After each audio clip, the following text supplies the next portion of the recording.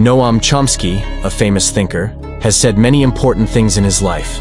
One of his most well-known quotes is, "Propaganda is to a democracy what the bludgeon is to a totalitarian state." This quote shows how Chomsky views the way modern democracies, especially those in the West, use propaganda to control what people think, similar to how totalitarian states use force. Let's look at what this powerful statement really means. In democracies, propaganda is used instead of force to control people.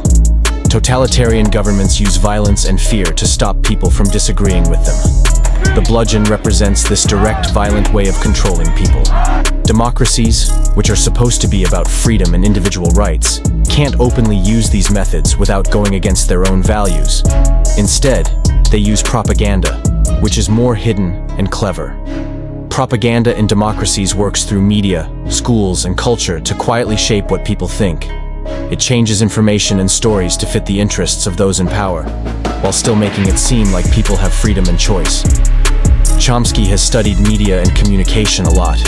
He says that big companies that own media play a big role in spreading propaganda.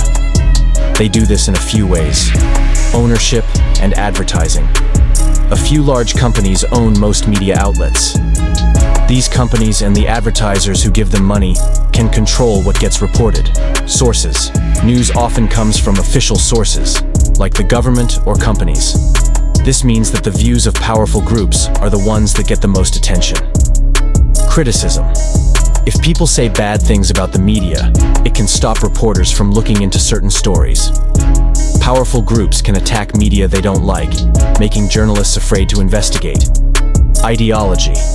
Common beliefs like nationalism and capitalism are in a lot of media content.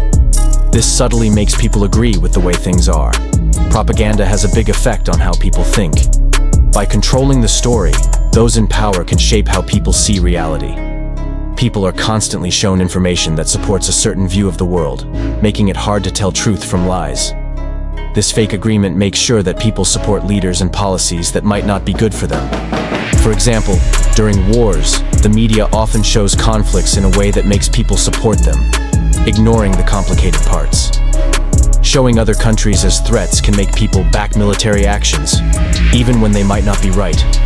In the same way, economic policies that help the rich are often said to be good for everyone, hiding growing inequality and unfairness. Chomsky doesn't just point out the problem.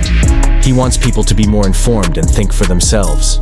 He says it's important to question what the media says and look for other sources of information.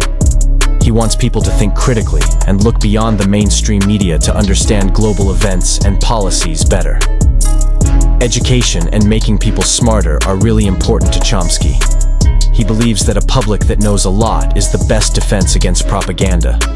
By learning and teaching others, people can better recognize and resist stories that are trying to trick them. This can create a society that is truly democratic.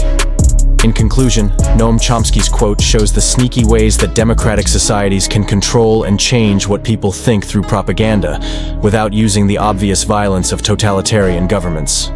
By understanding how this works and encouraging critical thinking, people can work towards a more honest and truly democratic society. Chomsky's ideas remind us how important it is to be careful and question what we see in the media.